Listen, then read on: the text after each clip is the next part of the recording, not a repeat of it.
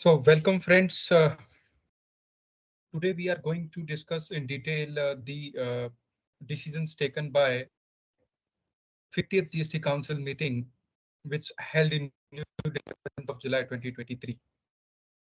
So in this council meeting, the council has taken various decisions which are very critical for all the professionals and the trade to understand.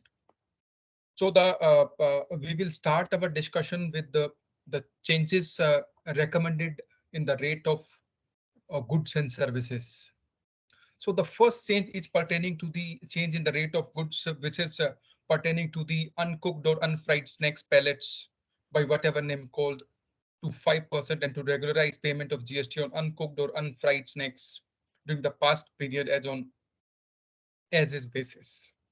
So the rate of tax has been reduced from the earlier rate to 5%, and the term used is the previous compliance or the previous payment of taxes by the trade and industry is regularized on as is basis. So friends, it is very important for us to understand the terminology used, that is as is basis. See, as is basis means suppose there is some kind of ambiguity or some kind of controversy or dispute pertaining to some of the rate of some of the items pertaining to their rate of taxes. And some people are paying taxes at the rate of 12%, some people are paying at the rate of 5%. So different people are paying different rate of tax. So now the council has decided that the rate is uniformly decided at the rate of 5%, but it is decided on as is basis. So as is basis technically means that those who have paid 12% will not get any kind of refund from the government, and those who have paid 5%, the government won't ask any kind of differential tax, which is like 7% or so. So as is basis means if you are standing as on date, we won't ask any questions pertaining to the past. If you have paid excess, we won't give you refund. And if you have paid shorter, we won't make any kind of demand. So the rate has been reduced to 5%. The other important change pertaining to some of the essentials, or you can say medicines which are used in the critical disease or rare disease, like some of the cancer medicines, etc., which are imported by a class of persons will be but technically exempted from GST. So this has been decided while looking at the public sentiments. This is, as we all understand, this is the government is going to face elections in the coming year.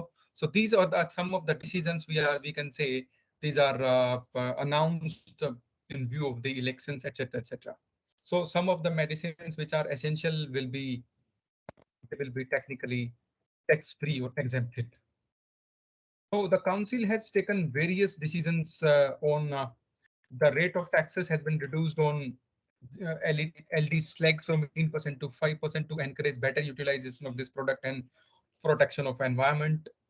Some of the controversy pertaining to SUVs and MUVs has been resolved, and the MUVs also will be included in the definition of SUVs and rate of tax, and most importantly, the cess at the rate of 22% will be levied on all the items, on all the SUVs and the MUVs.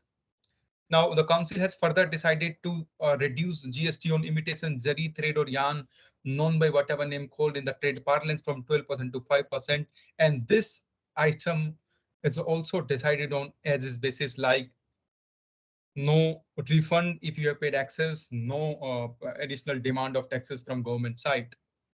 One of the major change has been announced that is clarified in the supply of raw cotton, including kala cotton by agriculturists to the cooperatives, is taxable under reverse charge mechanism to regularize issues relating to the past period on as is basis. So I will tell you the background behind this uh, the kala cotton or the raw cotton.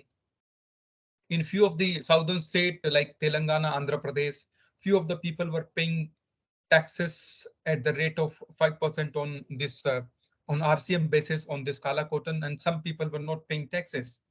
So when the agriculturist is supplying to the cooperatives, so it was taxable at the under the RCM, and the cooperatives were supposed to pay taxes under RCM. But this compliance was happening few of the people were doing these compliances, a few were not paying taxes. So it has been decided by the government that though those who have paid taxes on RCM must have taken credit, and those who have paid under forward charge must have paid the entire tax to the government.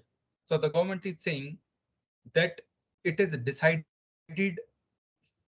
prospectively it is decided that all will pay taxes under RCM, but no adverse action shall be taken against those who have not done the RCM compliance. So this was a very, very important change. Few of the changes has been announced in the matter relating to the trauma, spine, and some of the implants, etc., on as basis in view of the genuine interpretational issues.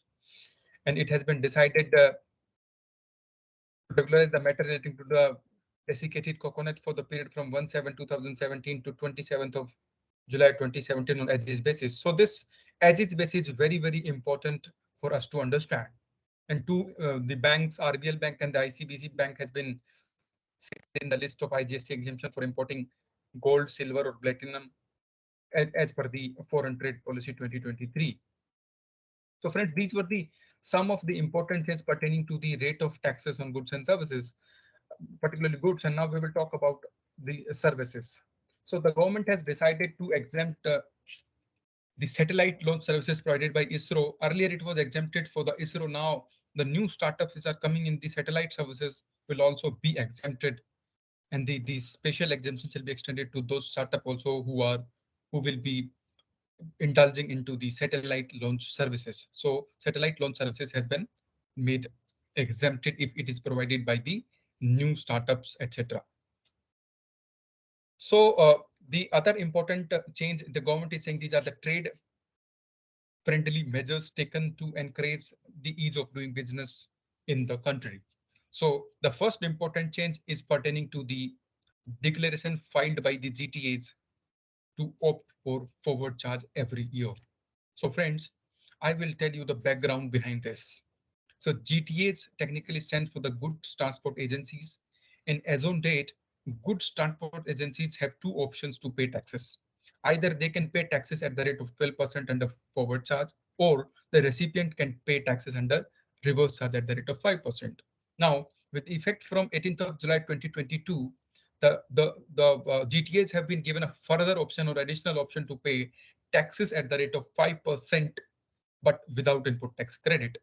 So whenever a GTA opts for the forward charge, every year they have to file a declaration before the beginning of the financial year or the 31st of March of the preceding financial year. Now it has been decided by the government that once you opt for the forward charge and file a declaration, every year declaration is not required to be filed. It is not mandatory to file declaration every year. Once you have filed declaration, you can continue it. No need to file every year a set of compliance. So if you opt from forward charge to reverse charge, then a declaration is required to be filed. But if you remain in the forward charge scheme year to year basis, you are not supposed to file any kind of declaration every year. Earlier, you were required to file. The second change is made pertaining to the date. The option need to be exercised. It was earlier, it was exercised up to the 31st of March of financial year instead of 15th of March. And the option will open on 1st of January of the preceding financial year shall be the start date of exercise of the option. Suppose, let's take an example of financial year 23-24.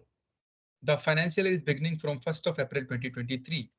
And suppose in financial year 2023, you were reverse charge mechanism and you want to opt for the forward charge. So you were supposed to file the declaration up to 15th of March 2023 if you wanted to opt for the forward charge from 1st of April 2023. Let me clarify it again. So let me simplify this. 23-24 financial year 1st of April 2023 to 31st of March 2024.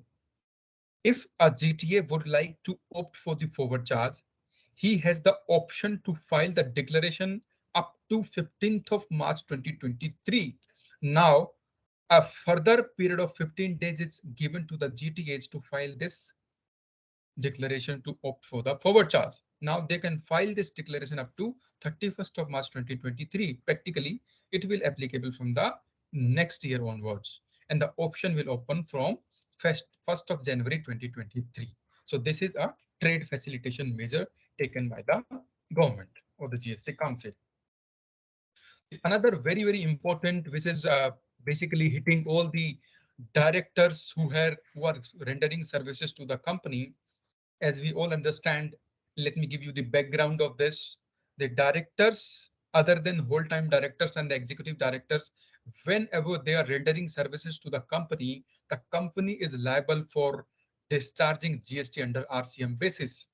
So suppose the director is giving some of the services like sitting fees, etc., to the company is supposed to pay GST on RCM basis and take input tax credit. But there were a lot of controversies and the ambiguity regarding the services given by the director in his personal or private capacity. Suppose the director is renting out a office or a factory or a godown to the company, whether the director is required to pay GST under forward charge basis or the company is liable for discharging it on RCM basis. So this was a major, you can say, controversy which were cropping up, and there were number of show cause notices we have seen across the country on this issue.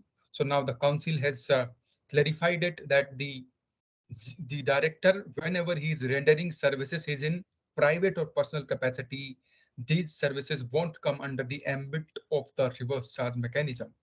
The director, if at all the service is taxable, the director has to pay GST under forward charge basis. It is not so that director is also not required to pay GST, friends. The director is also required to pay GST under forward charge if he crosses the threshold exemption limit, but company is not liable for discharging it under RCM if the director is rendering services under his private or personal capacity. The another important change is pertaining to the supply of food and beverages in the cinema halls.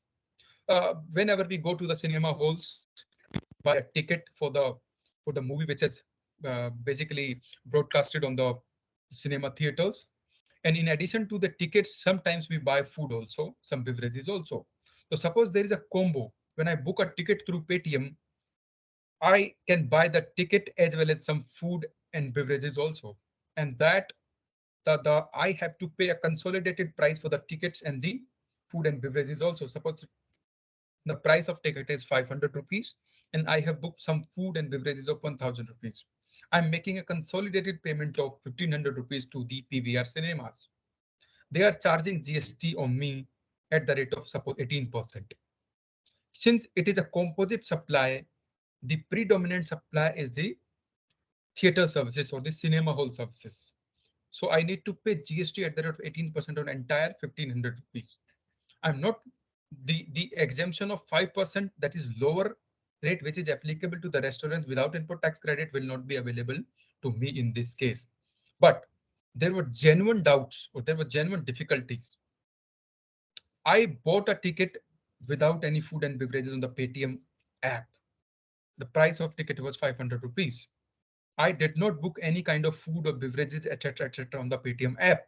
But when I go to the movie and whenever there is the break in between the movie, I buy some food on the in the premises of the cinema hall. I buy the coffee, I buy the cold drinks, I buy popcorns, etc. So whether it will be taxable at the rate of 5% or it will be taxable at the 18% of the ticket rate of tax applicable on the tickets. Now the council has clarified when both the supplies are separated, and even if the food and beverages are consumed within the cinema halls, it will be taxable at the rate of 5%. The restaurant services without input tax credit, nor 18% GST will apply. But the 18% GST will apply only in the only cases whenever I book a consolidated food and tickets. That is called a concept of composite supply, and my principal supply will be the supply of cinema hall services. I hope this controversy is clear to you. Now I'm coming to the biggest or the major decision taken by the GST Council after the second report of group of ministers on casino, race horses and online gaming. So friends, this is a area wherein most of the small states like Goa, Manipur, Meghalaya, etc. were very affected, you can say, and they are dependent. The Goa, the economy of Goa is, you can say, dependent on casinos. And the Goa and few of the eastern states were saying that don't increase rate of taxes on casinos. Otherwise, our industry can die, our tourism can die. So the council has decided, despite of the fact that Honorable Finance Minister categorically stated after the meeting in a press conference that the council cannot reduce rate of taxes on these casinos and racehorses in the online gaming at par. It cannot reduce that rate of taxes and keep them at par with other necessary items. It will give a wrong message to the public that the government is encouraging casinos, racehorses, and online gaming. So the council has decided to apply a uniform rate of 28% on casinos, racehorses, and online gaming. Now, let's understand this concept in detail.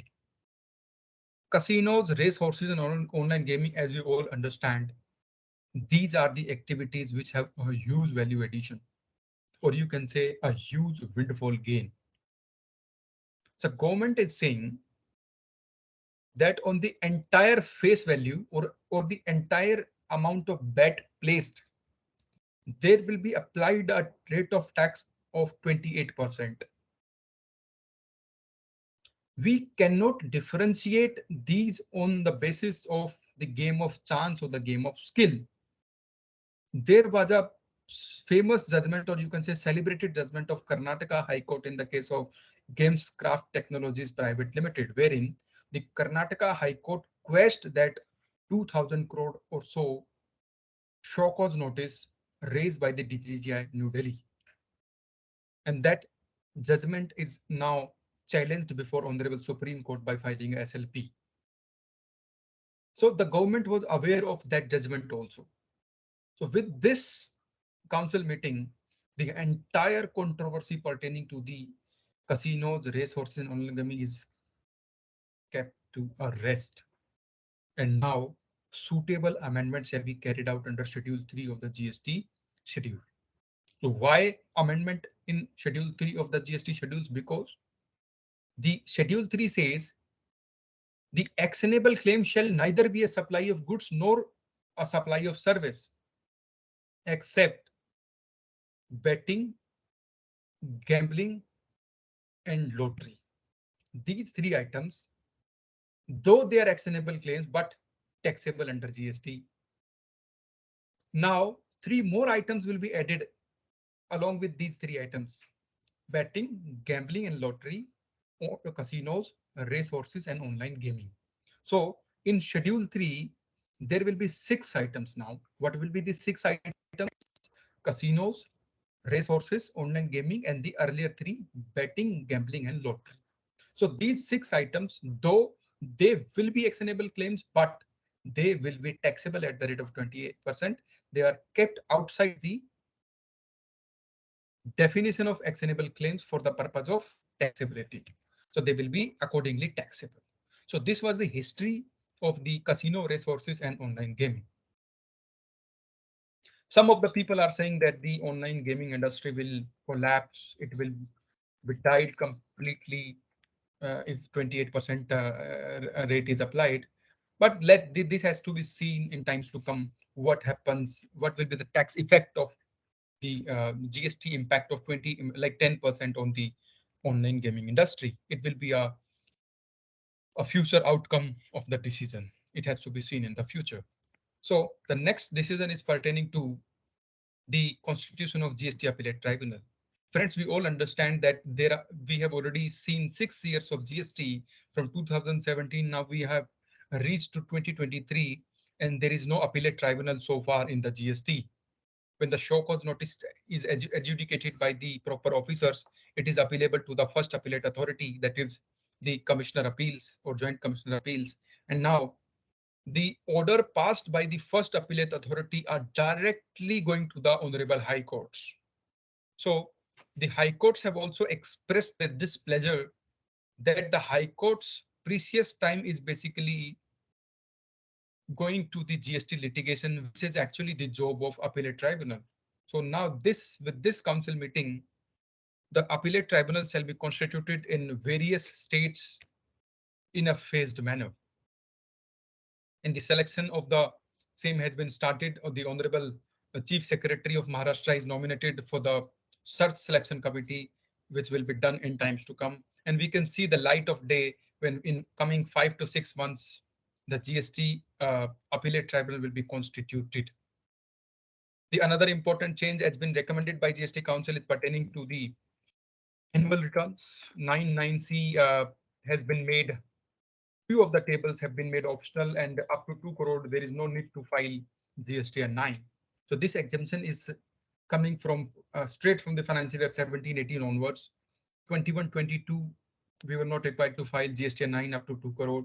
Now the same exemption has been extended to 2022-23 also. Similar amendment shall be carried out in the notification also.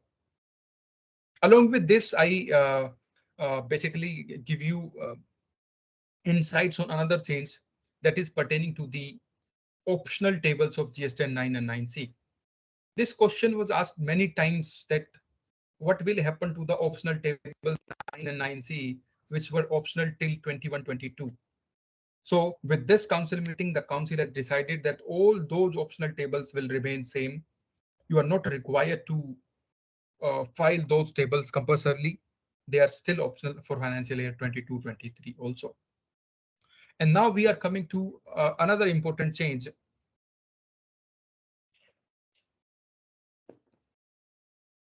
which is pertaining to the ISD mechanism. Friends, in GST, we have two concepts. The first concept is input service distributor, and the another concept is cross charging of common services. Input service distributor up till this council meeting was not a mandatory mechanism for distribution of credits. Some of the people, some of the trade and industry were following the concept of cross charge for distribution of credits to common services. Now, the GST Council has categorically stated that the option of ISD will be a mandatory option. It will not be in substitution of cross charge mechanism. So prospectively, we have to be habitual of following, taking registration of ISD and distribute all those credits. So let me take 1 minute of yours to clarify the difference between cross charge and ISD. Friends, cross charge is a mechanism wherein I transfer or I charge GST on some of the common services. Suppose I am a big multinational company and my head office is situated in Gurugram, Haryana. There are a number of key employees like CFO, CEO, some of the vice presidents and the presidents who are rendering services, or you can say they are sitting in a head office in Gurugram and they are working for all the 29 states. So the schedule 1 of GST says that supply of services between distinct person is again taxable even if there is no consideration. So suppose a CFO or a CEO or a president or a vice president is working for all 29 states. So their cost, their salary, their overheads need to be distributed among all the 29 states. So the HO need to make invoices for a cross charge for all the 29 states to distribute the costing of the key managerial employees. And ISD stands for input service distributor, wherein suppose there is a statutory audit going on for a big company, multinational company, and a audit chartered accountancy firm charge a invoice of 50 lakh rupees plus 18% GST, and the invoice is basically raised to the head office, say Haryana Gurugram. So that 50 lakh rupees is pertaining to the Gurugram division or to the Gurugram state or Haryana state. It is attributable to all the 28 states other than Haryana, 28 plus 1. So the concept says that this 50 lakh plus 18% GST, so the 18% GST need to be distributed across the states, across the units, across the division. So This is the concept of ISD. So there was some confusion among the concept of ISD versus gross charge. So with this, I hope it is clarified that ISD, now it will be a mandatory option and you need to follow it by taking a proper registration and file the returns and distribute the credits.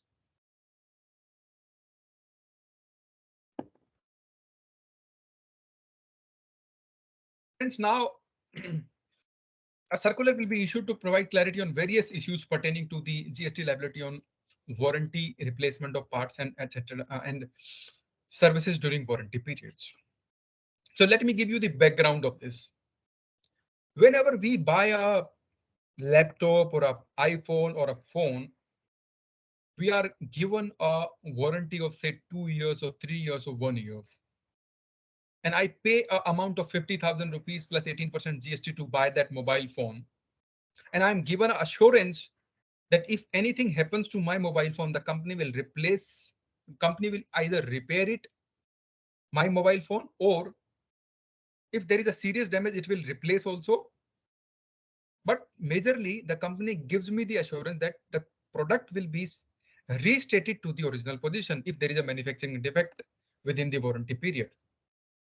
So some of the officers were saying there were many show cause notices on these companies that while you are giving some of the parts to the original buyer, you need to reverse input tax credit on that. Suppose I buy a Apple MacBook and there is some defect within 3 months in that MacBook. And the defect is, suppose there is a major defect and the processor of the MacBook is not working. I approach to the Apple iCare.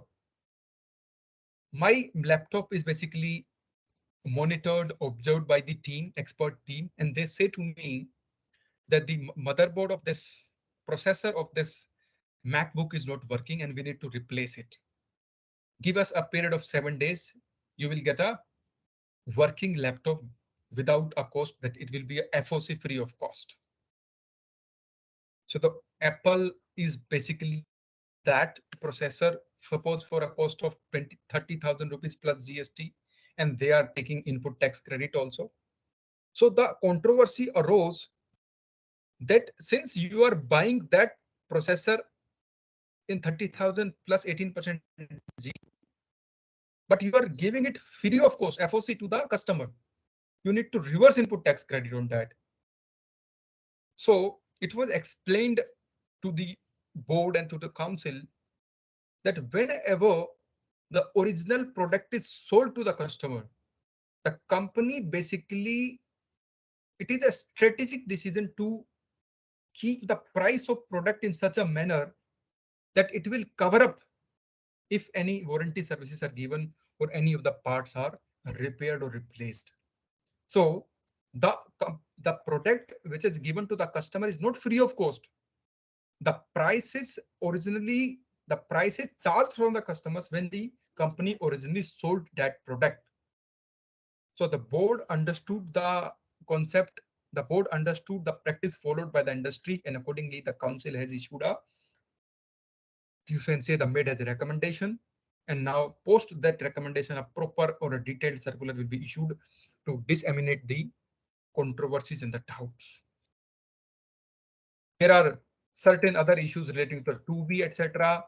Now they are saying that section 16 subsection 2 has been amended with effect from 1st of January 2022, 16(2)(c), as we all understand. Now 16(2)(a), it is given effect from 1st of January 2022. So from that date onwards, the officers are required to check 2B before granting a refund. Up to that time, they are required to follow the concept of 2A, but from that date, they need to follow the concept of 2B from 1st of January 2022. Another confusion that arose during the GST Council meeting was pertaining to the adjusted total turnover. So adjusted total turnover, basically, there is a formula for calculation of refund, that is net input tax credits into the export turnover divided by the adjusted total turnover. So there was some confusion pertaining to the refund turnover, which is used to calculate the refund. So suppose I will make it more brief rather. Suppose there is an input tax credit of 10,000 rupees and there is some export turnover of, you can say, 80 rupees, and the adjusted total turnover is again 100 rupees. So now saying that 100 multiplied by 80 divided by 100, it will be, the refund will be 80 rupees. So whenever the denominator is more, numerator is low, the refund will be lesser. So a similar confusion arose because in some of the bill of entries, the rule 89 sub rule 4 says that the export amount will be the lower of these two, the FOC value or the actual value of export. So now the council has decided that that was a wrong interpretation of that circular. It will be clarified again so that the genuine benefits of exports is not denied to the exporters. So this was the clarification pertaining to the adjusted total turnover in Rule 89 sub Rule 4, that is formula for the export. Circular to be issued to provide clarification regarding TCS liability under 52 when there are multiple e-commerce operators. Sometimes there are multiple e-commerce operators in a single transactions. So it will be clarified by the council that who will deduct TCS under section 52 in case there are multiple e-commerce operators. Suppose there is I am booking a Uber cab, and in between I book food also through Uber cab, and that food is supposed delivered by the Swiggy or by the Zomato. So there are two or more e-commerce entities in a single transaction. So who will deduct my who will deduct my collect my TCS on that transaction? That will be a controversy which will be clarified by the board in times to come.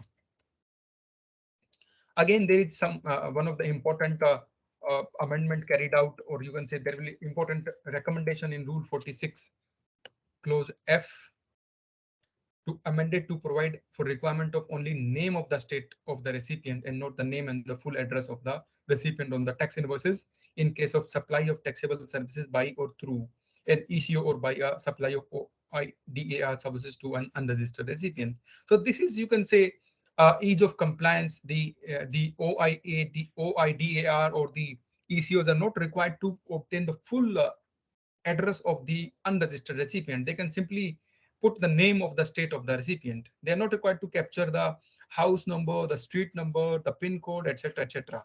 So indeed, they can simply put the name and the state, so that in that the taxes can be attributed to the concerned state. There are various, you can say, controversies or various ambiguity pertaining to the e-invoices for the supplies made to the government department, to the establishment of government agencies, local, etc., etc. So a circular will be issued that the registered persons whose turnover exceeds the prescribed threshold for generation of invoice are required to issue invoice under Rule 48(4) of the CGST rule for the supplies made to the government departments. Clarification regarding the manner of calculation of interest amount liable to be paid under Section 53. Let me explain you this controversy. Suppose I have taken an excess amount of input tax credit inadvertently under the head IGST. Excess amount taken is suppose 100 rupees. I have taken excess amount under the head IGST, and there is some amount available with me of CGST, HGST also. Suppose that amount is again 100 plus 100. So though I have taken availed input tax credit in excess, but at the time of filing my return, I have no option, because there is a system, there is a hierarchy in the system which is sacrosanct, and I cannot utilize CGST, HGST before I exhaust my IGST credit. So my IGST credit will be first utilized, and after that I can utilize my CGST and HGST. So what happened at the time of filing return, I already exhausted my IGST, but I still have my CGST and GST credit. So it has been clarified. It will be clarified by the government. In such cases, interest won't be charged. Government is not required to charge any kind of interest because there is a hierarchy in the system. That is a fault of the system. There is no mistake of the taxpayer. Accordingly, he is not required to do that. Mere holding of securities of a subsidiary company by a holding company cannot be treated as a supply. Therefore, it will not be taxable under GST. It is merely a shareholding function. It is the controversy is similar to at par with the taxability of corporate guarantees, intercorporate guarantees within the domestically or internationally. So another important change, very important, you can say, and it is a welcome step by the government, that circular number 183 bar 15 bar 22 that was pertaining to some of the declarations will is also extended to financial year 1920, 21, 2021 and 21-22 up to 31st of December 2021. So what is 183 bar 15? Let me explain you, friends. 183 bar 15 was brought by the government to facilitate all those taxpayers where there was a mismatch between GSTR 3B and GSTR 2A. And in the initial years of GST, the system of 2A was not working well. There were genuine issues. Some of the suppliers have filed their GSTR1 with the wrong GST number, with GST number of some other customer.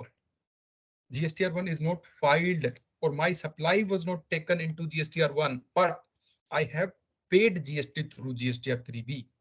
I have discharged my GST, discharged my compliance of section 16, subsection 2, clause C. So 183 bar 15 was a circular wherein some of the declaration were prescribed, wherein if there is a mismatch up to 5 lakh rupees, if my supplier gives me a declaration that he has discharged his GST, and that declaration I need to submit to my tax officer, so I may not require to pay GST on that. My demand, my show cause notice will not be adjudicated, and I'm basically free from the burden of mismatch of 2A versus 3B. Now, there was a judgment of Wipro by the Honorable High Court, wherein it was stated that why not this circular be extended to 19, 20, 20, 2021 and 21, 22 up to 31st of December 2021.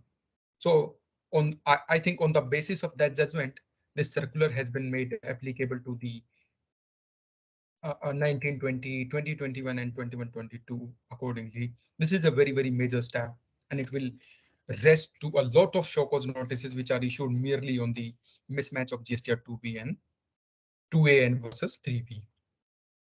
There is special procedure will be prescribed for filing of appeals under section 148 for Tran 1 and Tran 2 cases post the judgment of Honorable Supreme Court in the case of Philco Trade. Amendment shall be filed under Rule 108, 109 to file the manual filing of will. This basically these are some of the recommendations, or you can say amendment post judgments of various Honorable High Courts, wherein one of the taxable person filed appeal. He was not able to file appeal online, but he filed that appeal manually. The first appellate authority basically that rejected that appeal, and the taxable person went to the Honorable High Court, and the High Court said, why not? There is an option in case of genuine difficulties to file appeal physically. You cannot deny the right of appeal, that is a constitutional right, merely by a procedure of filing online scheme. The another important, you can say, the trade facilitation, or you can say a welcome step, the amnesty scheme has been extended to 30 up to 31st of August 2023, that is pertaining to GSTR 4, 9, 10 and revocation of registrations and deemed withdrawal of assessment orders. Earlier everybody was thinking that it won't be extended beyond 30th of June 2023. Now there is another golden opportunity of 2 months from July to August to clear the backlog of 9, 9C and 10, or to file the revocation of cancelled registrations. some of the states wherein there are riots or there are some flood, the R1, 3B, 7, etc. date will be extended. One of the GOM is constituted on implementation of e-way bill on movement of gold, etc. Yeah, you all understand that gold and the precious stones are very, very precious commodities, and earlier there was no file e-way bill because there are some security threats pertaining to that, and some of the, you can say, crook persons can identify the movement, and accordingly there can be chances of theft or robbery, etc. Now it has been decided that only Part A shall be required to be filed in case of movement of gold and precious stones, and that is basically the responsibility is given to the states to basically make laws according to their requirements. But only Part A is mandatory in case of gold and the precious stones. Some changes have been recommended on the capacity-based taxation and special composition scheme for manufacturing of tobacco. It is basically in the applicable for the majorly the Bengal, etc., wherein the manufacturers of tobacco, etc., are basically manufacturing those goods. Since these are sin goods, and government is thinking, observing that there is a major tax evasion going on, because from West Bengal there are goods are going to the Bangladesh and to the Nepal without payment of GST. Domestically, they are manufacturing these products but not paying GST accordingly. From ad valorem duty to the capacity-based taxation, they have now taking this into action, and the capacity of machines will be taken as a measure to decide the amount of GST which is payable by the manufacturers of tobacco, and the export can only be made by them on the strength of LUT, and only the input tax credit can be taken as a refund. So again, there are one few of the changes pertaining to the registration, friends. In registrations, as you all understand, there was a fake drive, special drive to eliminate fake registrations, and in some sense, government is claiming that they are successful in identifying those fake registered persons who have basically passed on a huge amount of input tax credit, and there is a rumor, I cannot vouch the number, there is a estimated tax evasion of 3 lakh crore rupees from 2017 up to date by these the menace of fake invoices. So the government has in sense decided that the registrations is a first step to enter into the GST system.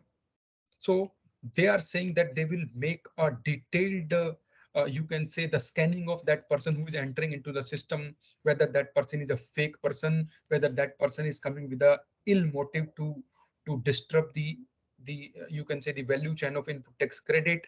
Now they are saying that biometric based Aadhaar registration shall be implemented in times to come. It will be a pilot project in some of the states like Gujarat, and the Andhra Pradesh is also expressed its intent, and the Manipur. And in addition to that, they are saying that Rule 25 and Rule 9 shall also be amended. Rule 25 basically talks about the uh, physical verification of registered person's place of business. So now it has been decided that the verification can be done without the presence of the applicant, yani the registered person. Earlier, there is a provision that verification can be done in the presence of the person who has applied for the registration or who is the registered person. And there was a famous judgment of Bimal Kothari versus Union of India, that is the Assistant Commissioner SGST, wherein the Honorable High Court categorically held that GST inspection can be conducted after giving intimation, that is prior intimation is necessary. It can be conducted in the presence of the registered person, and post the inspection or post the visit of inspector, a report has to be submitted by him to his professor.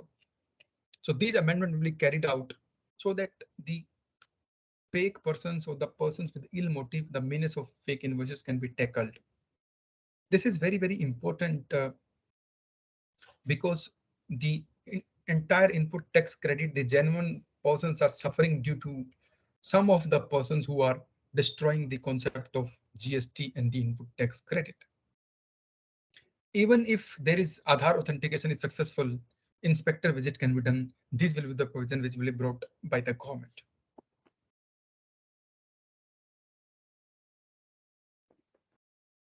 So now we are coming to the last portion of our discussion, and these are very you can say the system points which will be implemented in the system. The government is planning to incorporate few of the system modules, wherein the suppose there is a mismatch between GSTR1 and GSTR3B. Suppose you have declared a turnover of 1 crore rupees plus 18 lakh taxes in GSTR1, but you have filed 50 lakh rupees plus 18% GST in GST3B. So there is an apparent difference between. So you admitted that your turnover is 1 crore plus 18% GST, and but you have paid 50 lakh rupees.